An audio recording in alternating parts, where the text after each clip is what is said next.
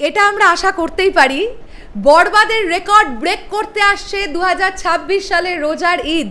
মেহেদী হাসান হৃদয় তাঁর গড়া প্রথম বড় পর্দার রেকর্ড নিজেই ভাঙবেন। রিয়েল এনার্জি প্রোডাকশন হাউস তাদের প্রথম রেকর্ড ভাঙবে দ্বিতীয় ছবি দিয়ে। আর এই ছবিতে লিড ক্যারেক্টার কে? আমাদের মেগাস্টার শাকিব খান। তিনি আসছেন ঈদে এবং আফটার বরবাদ ডিরেক্টর মেহেদী হাসান হৃদয়ের কাছ থেকে দর্শকের প্রত্যাশা অনেক। এই সিনেমাটা নিয়ে আমার কাছে বেশ কিছু সুন্দর সুন্দর আপডেট আছে, সেগুলো তোমাদের সঙ্গে এখন শেয়ার করবো এই ভিডিওতে।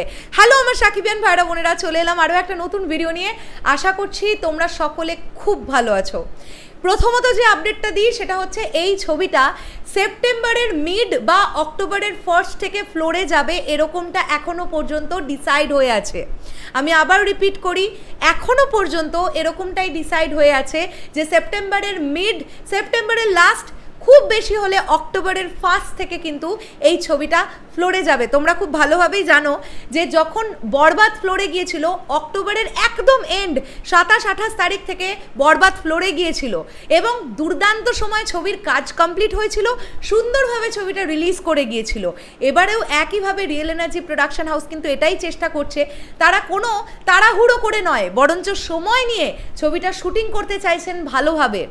সো এখনও পর্যন্ত এটাই ডিসাইড করা হয়েছে কি সেপ্টেম্বর মাসের মাঝখান থেকে অক্টোবর মাসের শুরু যে কোনো একটা সময় এই ছবিটা কিন্তু ফ্লোরে চলে যাবে। সেকেন্ড যে আপডেটটা আমার কাছে আছে সেটা হচ্ছে, বন্ধুরা, বরবাদে আমরা দারুণ একটা গল্প পেয়েছিলাম, রাইট? বরবাদের গল্প তোমাদের ভালো লেগেছিল তো? বরবাদের গল্পকেও কোথাও গিয়ে ছাপিয়ে যাবে মনে হচ্ছে এই সিনেমার গল্পটা। কেন বলছি বন্ধুরা, ড্রামা পোর্শনের দিকে প্রচণ্ডভাবে ধ্যান দেওয়া হচ্ছে। এই যে নতুন গল্পটা নিয়ে মেহেদী হাসান হৃদয় কাজ করতে চলেছেন, এই গল্পটার ড্রামা পোর্শনের দিকে ভীষণ ধ্যান দেওয়া হচ্ছে। এই সিনেমার মধ্যে অহেতুক অ্যাকশন, অহেতুক বেমানানসই যখন তখন গান, এইভাবে ব্যাপারটা থাকবেই না। বরবাদ টিম বরবাদ করবার পরে তারা যে যে বিষয়গুলো তাদের মনে হয়েছে যে এই জায়গাগুলো আরও বেটার হতে পারতো, তারা সবগুলো রেকটিফাই করে একদম ঝাঁ চকচকে অবস্থায় আসবে তাদের দ্বিতীয় ছবিটা নিয়ে।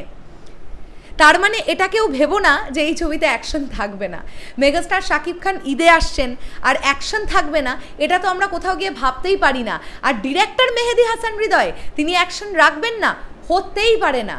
আমি তোমাদেরকে আগের বেশ 3-4 দিন আগের একটা ভিডিওতে বলেছিলাম যে এই গল্পটার মধ্যে একটা স্ট্রং ড্রামা পোর্শন থাকবে, এই গল্পটার মধ্যে রোম্যান্টিসিজম থাকবে, এই গল্পটার মধ্যে ইমোশনাল দিকপত্র থাকবে, এই গল্পটার মধ্যে অ্যাকশন থাকবে, সব কিছু থাকবে।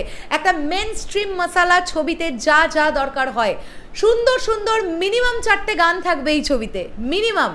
এবার আইটেম নাম্বার আছে কি না বা কী ধরনের গান থাকবে সেটা তো ধীরে ধীরে আমরা জানতে পারবো, তাই না?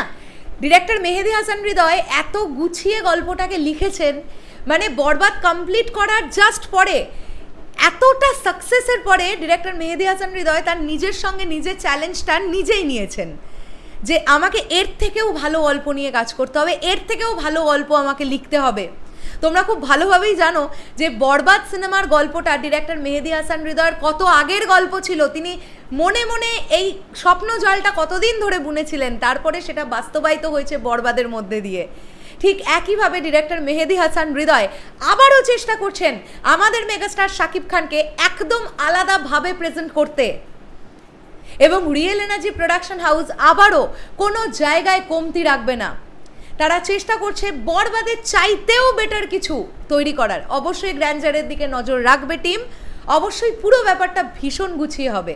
দেখো, আমরা যেটা চাই যে এই সিনেমাতে আমরা আশা রাখছি একজন ভিলেন থাকবে, আমরা কিন্তু হিরো ভিলেনের টাসেলটা জমজমাটি চাইছি।